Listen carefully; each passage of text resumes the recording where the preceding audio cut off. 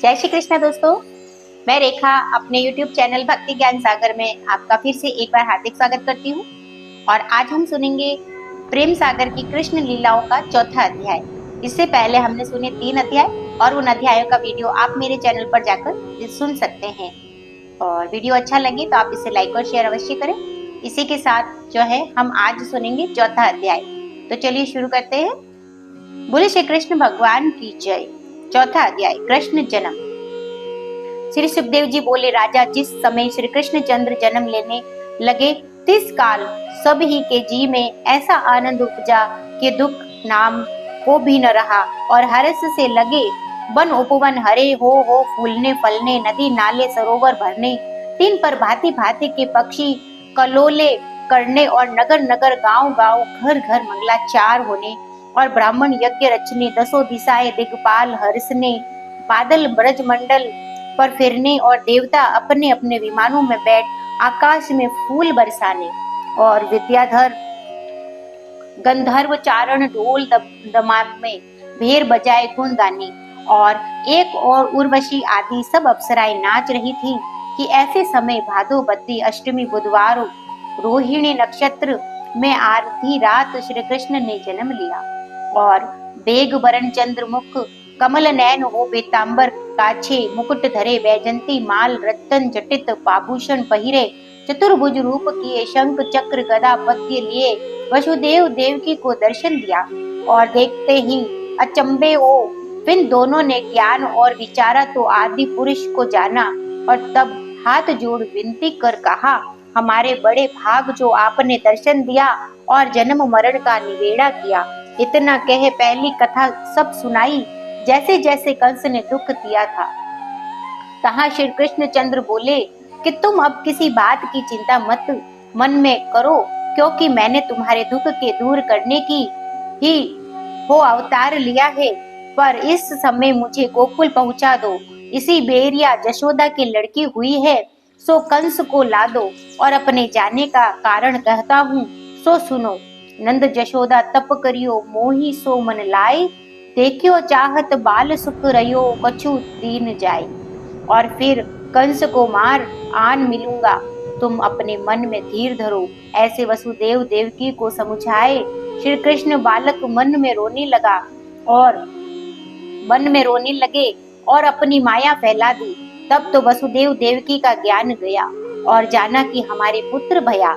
यह समझ 10 सहस्त्र गाय मन में संकल्प कर लड़के को गोद में उठा छाती से लगा लिया, और उसका मुंह देख देख दोनों लंबी लंबी सांसें भर भर आपस में लगे कहने, जो किसी रीति से इस लड़के को भगा दीजिए तो कंस पापी के हाथ से बचे। और वसुदेव बोले कि विदना बिन राखे नहीं कोई, कर्म लिखा सोई फल होई। तब कर जोर देव की कहे, नंद मित्र गोकुल में रहे। पीर जशोदा हरे हमारी, नारी रोहिणी तहाँ तिहारी। बस इस बालक को वहां ले जाओ। और यो सुन वसुदेव अकुलाकर कहने लगे कि इस कठिन बंधन से छूट कैसे ले जाऊं। जो इतनी बात कही तो सब बेड़ी हथकड़ी खुल पड़ी, और चारों ओर के किवाड़ उगड़ गए। पहरू वे अचेत नींद बस भये।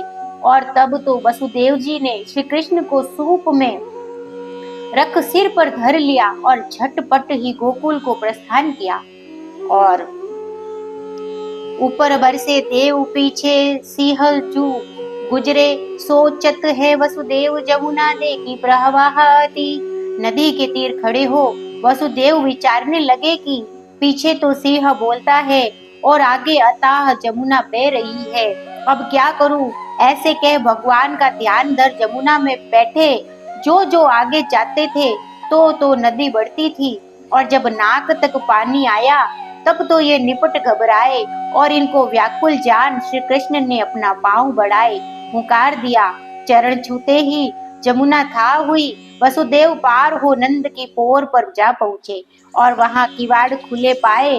भीतर धसके देखे तो सब सोए पड़े हैं, और देवी ने ऐसी मोहिनी डाली थी कि जशोदा को लड़की होने की भी सुध न थी। वसुदेव जी ने कृष्ण को जो जशोदा के डिग सुला दिया, कन्या को ले चट अपना पथ लिया। नदी उतर फिर आए तहाँ बैठी सोचती थी देवकी जहाँ, कन्या दे वहां दी, कुशल कही सुनते ही देवकी प्रसन्न हो बोली, हे स्वामी, अब कंस मार डाले तो भी कुछ चिंता नहीं, क्योंकि इस दुष्ट के हाथ से पुत्र तो बचा। और इतनी कथा सुनाए फिर सुखदेव जी राजा परीक्षित से कहने लगे कि जब वसुदेव लड़की को ले आए तब किवाड़ जो के तो भिड़ गए और दोनों ने हाथकड़ियों बेड़ियों पहर ली। कन्या रो उठी, रोने की धुन सुन बहुरे जागे तो अपने अपने शस्त्र ले सावधान हो लगे, तुपक छोड़ने और तिनका शब्द सुन लगे हाथी चिंकाड़ने, सिंह दहाड़ने और कुत्ते भौंकने। और किसी समय अंधेरी रात के बीच बरसते ही में एक रखवाले ने हाथ जोड़ कंस से कहा, महाराज, तुम्हारा बैरी उपजा है। यह सुन कंस मूर्छित हो गिरा। और यहीं पे ये चौथा अध्याय समाप्त होता है दोस्तों। इसके आगे का जो अध्याय है वो हम सुनेंगे अगले वीडियो में। और वीडियो अच्छा लगा हो तो आप इसे लाइक और शेयर अवश्य करें। ये भक्ति पाठ सुनने से कृष्ण भगवान की जो है असीम कृपा प्राप्त होती है। तो प्रतिदिन जो है माघ मास में हमें कृष्ण लीलाओं का श्रवण करना चाहिए। और इसी आशा के साथ आपका दिन शुभ और मंगलमय हो। मिलते हैं हमारे अगले वीडियो में अगले अध्याय के साथ। जय श्री राधे कृष्णा दोस्तों।